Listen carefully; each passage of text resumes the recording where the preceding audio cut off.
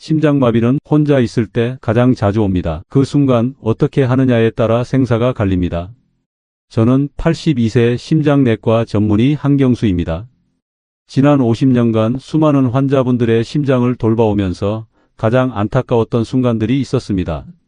바로 혼자 계시다가 심장마비로 쓰러지신 분들이었죠. 많은 분들이 심장마비는 갑자기 쓰러져서 끝이라고 생각하십니다. 하지만 이것은 완전히 잘못된 생각입니다. 심장마비 환자의 70%는 증상이 시작되고 나서도 10분 이상의 골든타임이 있습니다. 문제는 대부분의 사람들이 이 소중한 시간을 어떻게 활용해야 하는지 모른다는 것입니다. 만약 지금 이 순간 혼자 집에 있는데 갑자기 가슴이 조여오고 숨이 막힌다면 여러분은 어떻게 하시겠습니까? 실제로 얼마 전 78세가 되신 제 환자분께서 유튜브를 시청하시던 중 갑자기 가슴이 조여오는 증상을 느끼셨습니다. 평소 같았다면 당황해서 아무것도 못하셨겠지만 제가 알려드린 방법들을 차근차근 실행하셨고 결국 무사히 병원까지 가서 생명을 구하셨습니다. 지금도 건강하게 지내고 계시죠? 그런데 여러분, 혹시 이런 상황이 본인에게 온다면 과연 어떻게 대처하실 수 있을까요? 119를 부르는 것 외에는 속수무책으로 기다리기만 하실 건가요? 오늘 이 영상 하나가 언젠가 여러분의 생명을 구할 수도 있습니다. 특별한 의학 지식도 복잡한 장비도 필요 없습니다. 누구나 할 수 있는 간단하지만 생명을 구하는 방법들을 알려드리겠습니다. 제가 50년간의 임상 경험을 통해 정리한 혼자 있을 때 심장마비가 와도 살 수 있는 방법을 공개합니다. 게다가 영상 마지막에는 응급 상황에서 나를 지켜주는 황금 설정도 공개해 드릴 예정입니다. 오늘 영상 중간에 끄시면 정말 중요한 걸 놓치실 수 있습니다. 이 귀중한 정보가 도움이 될 것 같다면 구독과 좋아요를 눌러주세요. 구독과 좋아요는 무료이며 한 번의 클릭으로 소중한 건강 정보를 계속 받아보실 수 있습니다. 그리고 주변의 소중한 분들에게 공유해 주세요. 여러분의 작은 행동이 누군가의 귀한 목숨을 살릴 수 있습니다. 그럼 지금부터 생명을 구하는 이야기를 시작해 보겠습니다.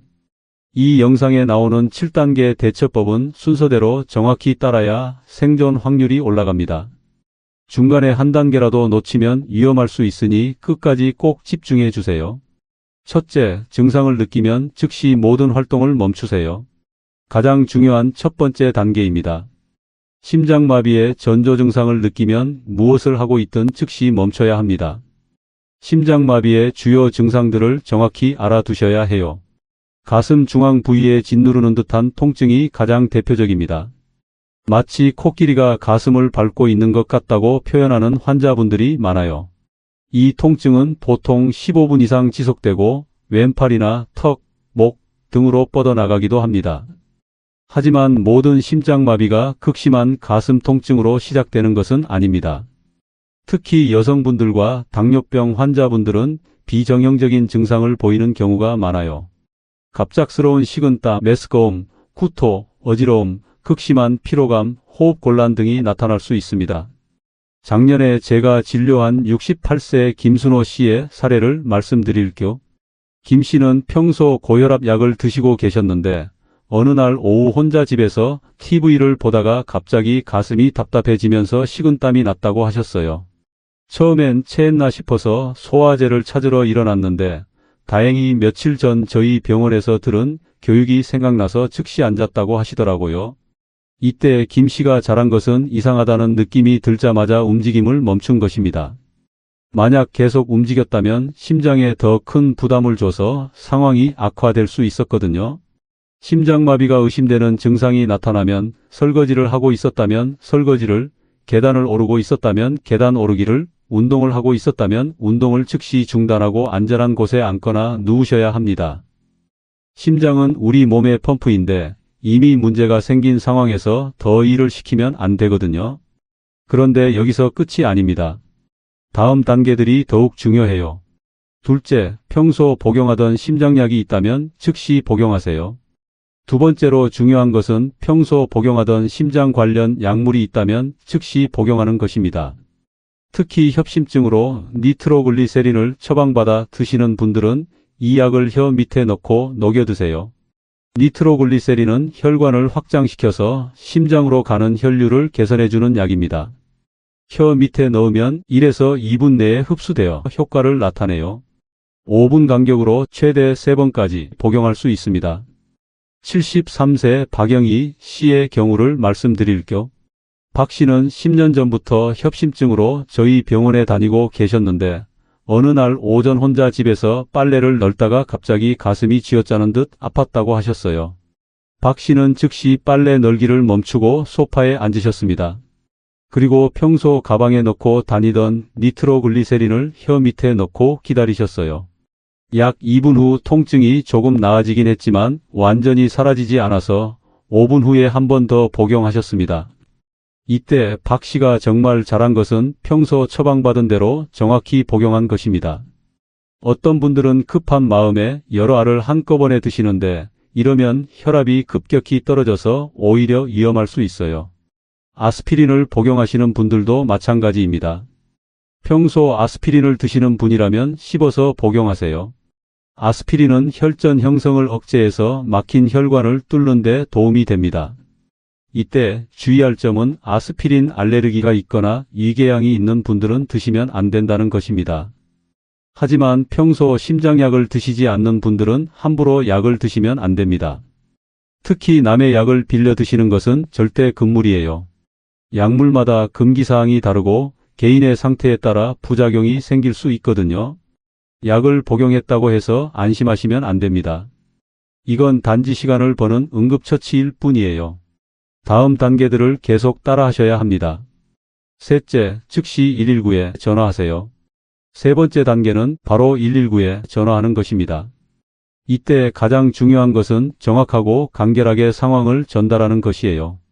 전화가 연결되면 이렇게 말씀하세요. 혼자 있는데 심장마비가 의심됩니다. 가슴 통증과 호흡 곤란이 있습니다. 주소는 땡땡구, 땡땡동, 땡땡번지입니다. 이렇게 핵심만 간단 명료하게 전달하는 것이 중요해요. 많은 분들이 2단계에서 실수를 하십니다. 괜찮아질 것 같은데 좀 더 지켜봐야겠다라고 생각하며 전화를 미루는 것이죠. 하지만 심장마비는 골든타임이 정말 중요합니다. 혈관이 막힌 후 90분 이내에 뚫어져야 심장 근육의 손상을 최소화할 수 있어요. 65세 이정수 씨의 사례를 말씀드릴게요. 이 씨는 평소 건강하다고 자부하던 분이었는데 어느 토요일 오후 혼자 집에서 청소를 하다가 갑자기 가슴이 쥐어짜듯 아팠다고 하셨어요. 처음엔 운동 부족으로 인한 근육통이겠지라고 생각하며 30분 정도 참으셨다고 해요. 하지만 통증이 점점 심해지고 식은땀까지 나자 119에 전화를 하셨습니다. 다행히 신속한 대응으로 병원에서 혈관을 뚫는 시술을 받아 큰 후유증 없이 회복하셨어요. 만약 이 씨가 좀 더 기다려보자며 시간을 보냈다면 어떻게 됐을까요? 심장 근육이 더 많이 죽어서 평생 심부전으로 고생하실 수도 있었을 거예요. 119에 전화할 때 주의할 점이 몇 가지 더 있습니다. 휴대폰이 꺼지지 않도록 충전기 근처에 있으세요. 그리고 응급구조사의 질문에 정확히 답변하세요. 나이, 성별, 현재 증상, 복용 중인 약물, 알레르기 유무 등을 물어볼 거예요. 전화를 끊지 마시고 계속 연결 상태를 유지하세요. 상황이 변할 수 있거든요. 전화를 했다고 끝이 아닙니다. 구급차가 도착할 때까지 해야 할 일들이 더 있어요. 계속 들어보세요. 넷째, 집 현관문을 열어두세요. 네 번째 단계는 현관문을 열어두는 것입니다. 이건 정말 중요한데 많은 분들이 놓치는 부분이에요. 심장마비 상황에서는 의식을 잃을 가능성이 높습니다. 만약 문이 잠겨 있다면 구급대원들이 들어오는데 시간이 오래 걸리거나 심한 경우 문을 부수고 들어와야 할 수도 있어요. 이런 지체는 생명에 치명적일 수 있습니다. 71세 최한규 씨의 경우를 말씀드릴게요. 최 씨는 혼자 사시는 분이었는데 어느 날 저녁 식사 후 갑자기 가슴 통증이 시작됐다고 하셨어요. 다행히 즉시 119에 신고하고 현관문을 열어두셨는데 신고 후 약 3분 뒤에 의식을 잃으셨다고 해요. 구급대원들이 도착했을 때 문이 열려 있어서 바로 들어가서 응급처치를 할 수 있었습니다. 만약 문이 잠겨 있었다면 최소 5에서 10분은 더 지체됐을 거예요. 심정지 상황에서 이 5에서 10분은 생과 사를 가르는 시간입니다. 현관문을 열 때 주의사항들이 있습니다. 가능하면 대문과 현관문을 모두 열어두세요. 구급대원들이 들 것을 가지고 들어와야 하거든요. 그리고 애완동물이 있다면 다른 방에 격리해 두세요. 강아지나 고양이가 구급대원들을 경계해서 응급처치에 방해가 될 수 있어요. 또 한 가지 팁을 드리면 가족들에게 열쇠 위치나 비밀번호를 알려두면 응급 상황에서 도움이 될 수 있어요. 혼자 사시는 분들께는 스마트 도어락 설치를 권해드립니다. 비밀번호나 지문으로 열 수 있어서 응급 상황에서 가족이나 구급대원들에게 번호를 알려줄 수 있거든요. 문을 열어뒀다면 이제 다음 단계로 넘어가야 합니다. 5째, 올바른 자세로 안정을 취하세요. 5번째 단계는 올바른 자세를 취하는 것입니다.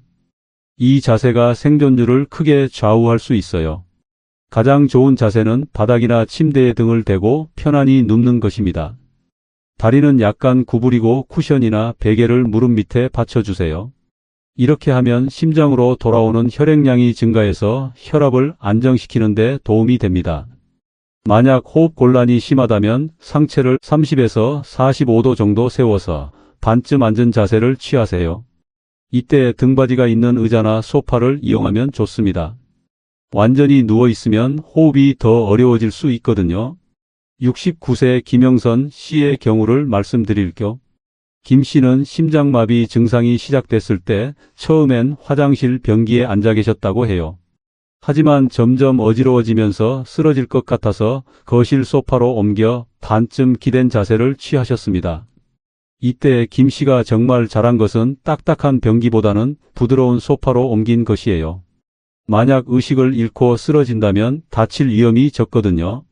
또한 반쯤 앉은 자세로 호흡을 편하게 유지하신 것도 좋은 판단이었습니다. 절대 하시면 안 되는 자세들도 있습니다. 바닥에 엎드려 있으면 안 됩니다. 호흡이 어려워지고 심장에 부담을 줄 수 있어요. 그리고 높은 곳에 올라가거나 계단에 앉아 있으면 안 됩니다. 의식을 잃고 떨어질 위험이 있거든요. 또한 목과 가슴을 조이는 옷들은 풀어주세요. 넥타이, 벨트, 브래지어 등을 느슨하게 해서 혈액순환을 돕는 것이 중요합니다. 시계나 목걸이 같은 액세서리도 제거하세요. 체온 유지도 중요합니다. 심장마비 때는 혈액순환이 나빠져서 체온이 떨어질 수 있어요. 담요나 이불로 몸을 덮되 너무 무겁지 않은 것으로 선택하세요. 자세를 올바르게 취했다면 다음 단계입니다. 6째, 가능하다면 가족이나 이웃에게 연락하세요. 6번째 단계는 가족이나 가까운 이웃에게 연락하는 것입니다. 119에 신고를 했더라도 가족의 도움이 필요할 수 있어요. 가족에게 연락할 때는 간단 명료하게 상황을 전달하세요. 지금 심장마비가 의심되어서 119에 신고했다. 빨리 와달라고 말하면 됩니다. 자세한 설명은 나중에 하고 일단 빨리 오도록 하는 것이 중요해요. 만약 가족이 멀리 있다면 가까운 이웃에게 연락하세요. 아파트라면 관리사무소에 연락하는 것도 좋은 방법입니다. 혼자 있는 상황에서 누군가가 곁에 있어주는 것만으로도 심리적 안정에 큰 도움이 됩니다. 74세 박철수 씨의 사례를 말씀드릴게요. 박 씨는 부인이 친정에 가신 날 혼자 계시다가 심장마비 증상이 시작됐어요. 119에 신고한 후 아들에게 전화했는데 아들이 타지에 있어서 바로 올 수 없는 상황이었습니다. 그래서 박 씨는 평소 친하게 지내던 옆집 아주머니에게 전화하셨어요. 이웃 아주머니가 즉시 달려와서 구급차가 도착할 때까지 곁에서 지켜봐 주셨습니다. 나중에 병원에서도 가족이 올 때까지 함께 있어 주셔서 큰 도움이 되었다고 하시더라고요. 연락할 때 몇 가지 주의사항이 있습니다. 너무 많은 사람에게 연락하지 마세요. 한두 명 정도면 충분합니다. 전화통화는 간단히 하고 체력을 아껴두세요. 만약 연락이 닿지 않는다면 무리하지 마시고 다음 단계로 넘어가세요. 평소에 응급 연락망을 정해 두시는 것도 좋습니다. 휴대폰에 긴급 연락처를 저장해 두시면 응급 상황에서 구급대원들이 가족에게 연락할 수 있어요. 보통 아들, 딸 이런 식으로 저장해 두시면 됩니다. 또한 냉장고나 현관 앞에 응급 연락처를 적어둔 종이를 붙여두시는 것도 좋은 방법입니다. 의식을 잃은 상황에서 구급대원들이 쉽게 찾을 수 있거든요. 연락을 했다면 이제 마지막이지만 가장 중요한 단계가 남았습니다. 올바른 호흡법으로 버티는 것이에요. 마지막 움직이지 말고 천천히 깊게 호흡하세요. 마지막 7번째 단계는 움직이지 않고 올바른 호흡을 유지하는 것입니다. 이 단계가 생존에 가장 직접적인 영향을 미칩니다. 심장마비 상황에서는 심장이 제대로 펌프질을 하지 못해서 몸 전체에 산소 공급이 부족해집니다. 이때 올바른 호흡법으로 최대한 많은 산소를 폐로 공급하는 것이 중요해요. 호흡법은 이렇습니다. 코로 천천히 4초간 숨을 들이마시세요. 그 다음 입으로 6초간 천천히 내쉬세요. 이걸 4-6호흡법이라고 합니다. 이렇게 하면 심박수가 안정되고 혈압도 떨어져서 심장 부담을 줄일 수 있어요. 호흡할 때 가슴이 아니라 배가 움직이도록 하는 폭식 호흡을 하세요. 손을 배 위에 올리고 숨을 들이마실 때 손이 올라오도록 하면 됩니다. 이렇게 하면 더 많은 산소를 폐로 보낼 수 있어요. 67세 이순자 씨의 경우를 말씀드릴게요. 이 씨는 30년 전부터 요가를 배우셔서 호흡법을 잘 아시는 분이었어요. 심장마비 증상이 시작됐을 때 평소 배우신 호흡법을 그대로 적용하셨다고 해요. 구급차가 도착했을 때 이 씨는 의식이 명료하셨고 맥박도 비교적 안정되어 있었습니다. 응급실 의사 선생님도 호흡을 잘 유지해서 뇌로 가는 산소 공급이 원활했다고 칭찬하셨어요. 덕분에 큰 후유증 없이 회복하셨습니다. 이때 절대 하시면 안 되는 행동들이 있습니다. 일어서거나 걸어다니면 안 됩니다. 심장에 더 큰 부담을 주거든요. 그리고 물을 마시면 안 됩니다. 의식을 잃으면 기도로 넘어가서 질식할 위험이 있어요. 토하고 싶어도 참으려고 하지 마세요. 토할 것 같으면 고개를 옆으로 돌려서 기도로 넘어가지 않게 하세요. 또한 기침을 강하게 하면 도움이 된다는 속설이 있는데 이건 의학적 근거가 없습니다. 오히려 혈압을 높여서 위험할 수 있어요. 자연스러운 호흡에 집중하세요. 구급차가 도착할 때까지 계속 의식을 유지하려고 노력하세요. 가족이나 응급구조사와 대화를 나누고 자신의 상태를 계속 체크해 보세요. 지금 통증은 어떤지, 호흡은 괜찮은지 이런 것들을 스스로 확인해 보는 것이 도움이 됩니다. 지금까지 혼자 있을 때 심장마비가 올 경우를 대비한 실전 대처법을 알아봤습니다. 하지만 여기까지 보셨다면 정말 중요한 한 가지를 더 꼭 알고 계셔야 합니다. 바로 응급 상황에서 나를 지켜주는 황금 설정입니다. 평소에 미리 준비해 두셔야 할 황금 설정이 있습니다. 바로 스마트폰의 의료정보 설정이에요. 아이폰을 사용하시는 분들은 건강 앱에서 의료 정보를 설정해 두세요. 안드로이드 폰은 응급정보 설정을 해 두시면 됩니다. 여기에 본인의 혈액형, 알레르기 정보, 복용 중인 약물, 기존 질병, 응급연락처 등을 입력해 두세요. 이 정보는 폰이 잠겨 있어도 응급 상황에서 접근할 수 있게 설정할 수 있어요. 구급대원들이 현장에서 즉시 확인해서 적절한 응급처치를 할 수 있거든요. 76세 정문식 씨는 이 설정 덕분에 생명을 구한 경우입니다. 의식을 잃은 상태로 발견됐는데 구급대원이 휴대폰의 의료 정보를 확인해 보니 와파린이라는 혈액응고억제제를 복용 중이라고 되어 있었어요. 덕분에 병원에서 적절한 치료를 받을 수 있었습니다. 평소에 이런 설정들을 해두시는 것도 생명을 구하는 중요한 준비입니다. 여러분, 이 7가지 방법은 단순해 보이지만 실제로는 수많은 임상 연구와 응급의학 데이터를 바탕으로 만들어진 생명을 구하는 과학적 방법들입니다. 저는 지난 50년간 수많은 심장마비 환자들을 치료하면서 깨달은 것이 있습니다. 의학 기술이 아무리 발달해도 초기 대응이 가장 중요하다는 것이에요. 병원에 도착하기 전 골든타임 동안의 대처가 환자의 생사를 결정하는 경우가 정말 많거든요. 특히 혼자 계시는 어르신들께서는 이런 정보를 꼭 알아두셔야 합니다. 가족이 함께 있다면 도움을 받을 수 있지만 혼자 계실 때는 본인이 스스로를 구해야 하거든요. 78세 윤봉선 씨도 그런 경우였습니다. 혼자 사시는 분이었는데 어느 날 밤 11시경 심장마비 증상이 시작됐어요. 다행히 며칠 전 손녀에게서 들은 응급처치법을 기억하고 계셔서 차근차근 따라 하셨습니다. 119 신고, 문 열기, 올바른 자세 취하기까지 완벽하게 하셔서 무사히 구조됐어요. 윤 씨께서 나중에 저에게 하신 말씀이 기억에 남습니다. 선생님, 그 순간에는 무서움보다는 내가 할 수 있는 일들을 차근차근 해보자 라는 생각이 들더라고요.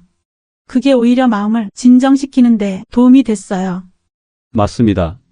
이런 응급 상황에서는 당황하지 않고 체계적으로 대처하는 것이 중요해요. 평소에 이런 방법들을 머릿속에 정리해 두시면 실제 상황에서 침착하게 행동할 수 있습니다. 또 한 가지 강조하고 싶은 것은 예방의 중요성입니다. 심장마비의 위험 요인들을 미리 관리하시는 것이 가장 좋은 방법이에요. 고혈압, 당뇨병, 고지혈증 같은 기저질환을 잘 관리하시고 금연, 적절한 운동, 균형 잡힌 식단을 유지하시는 것이 중요합니다. 정기적인 건강검진도 빼놓을 수 없어요. 특히 조기에 발견하면 충분히 예방하고 치료할 수 있거든요. 가족력이 있는 분들은 더욱 주의하셔야 해요. 부모님이나 형제 자매 중에 심장병을 앓으신 분이 있다면 40세부터는 정기적인 심장 검사를 받아보시는 것이 좋습니다. 여러분께서 오늘 이 영상을 보신 것도 큰 의미가 있습니다. 지식은 생명을 구합니다. 혹시 주변에 혼자 사시는 어르신들이나 심장질환 위험이 있는 분들이 계시다면 오늘 배운 내용을 꼭 전해주세요. 혹시 비슷한 상황을 겪으신 분이나 이런 응급처치로 도움을 받으신 분들의 이야기도 듣고 싶어요. 서로의 경험을 나누다 보면 더 많은 분들에게 도움이 될 수 있을 거예요. 그리고 혹시 이 영상이 도움이 되셨다면 좋아요 버튼을 눌러주시고 구독도 해주세요. 앞으로도 여러분의 건강한 생활에 도움이 되는 건강 정보들을 계속 전해드리겠습니다. 여러분 모두 건강하시고 오늘 배운 내용이 실제로 필요한 상황이 오지 않기를 바라지만 만약 그런 순간이 온다면 당황하지 마시고 오늘 배운 7가지 단계를 차근차근 따라해 보세요.